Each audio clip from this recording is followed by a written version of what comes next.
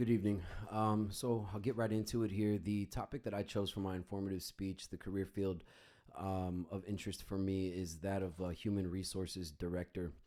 So my goal in this speech is going to be to inform my audience about how effective HR directors can be an integral asset to the effective operation of any organization.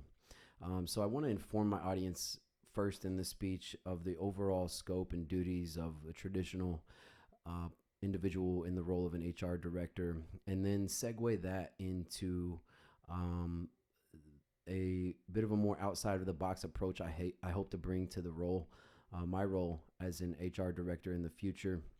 And that is by developing effective leaders at every level from the top down. And essentially, one of the ways I'm going to do that is by highlighting something that is very valuable as a value to God, and that is humility.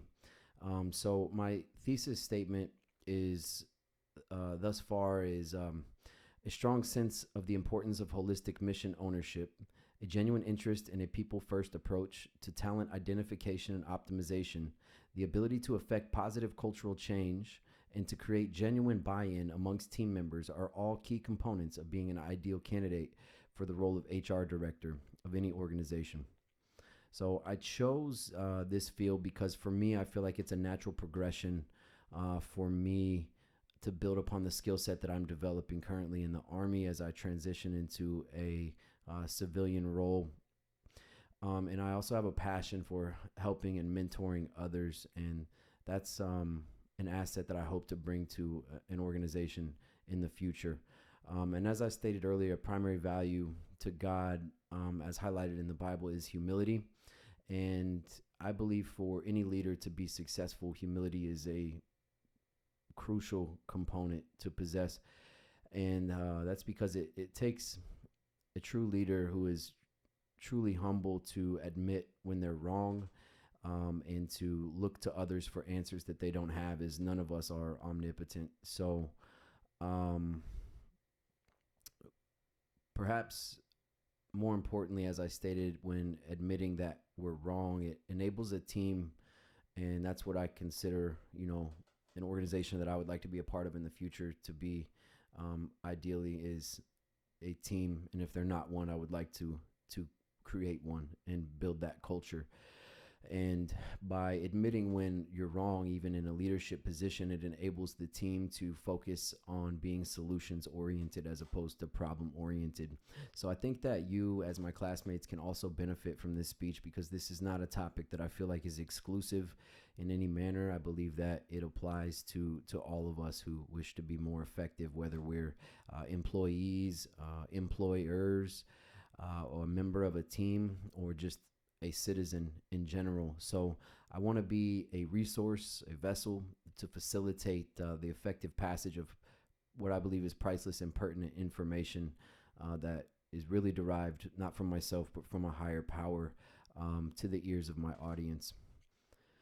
So for my persuasive speech, it's a social problem that I believe is a problem that I will be able to articulate in my speech.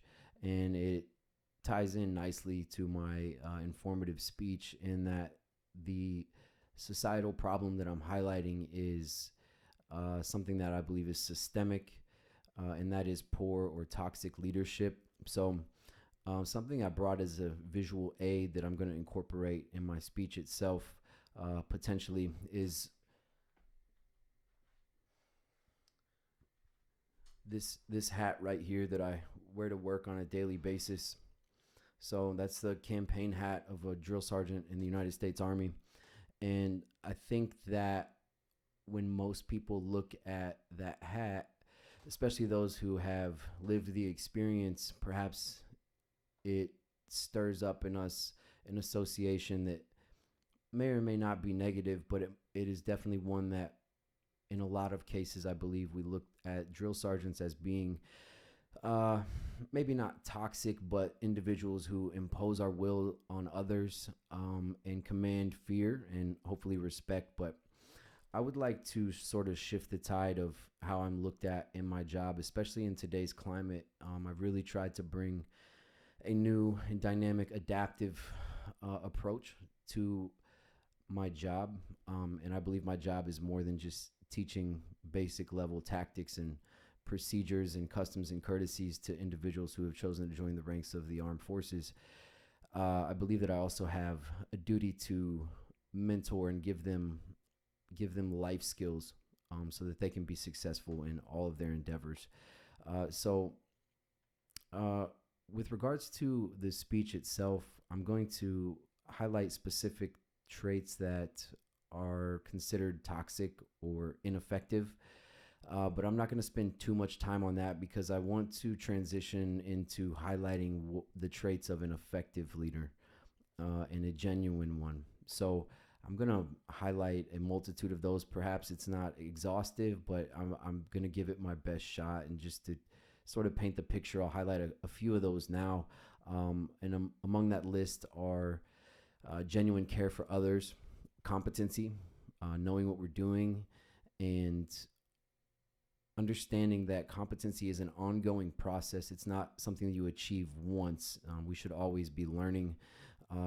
Additionally, I'll be talking about the importance of honesty, having an attitude of selfless service, courage, leading by example, mentorship, and empowerment of others to facilitate a culture of decentralized command or decentralized leadership, which I'll delve into much deeper in my speech itself. So my thesis, which is still in development, is thus far as follows.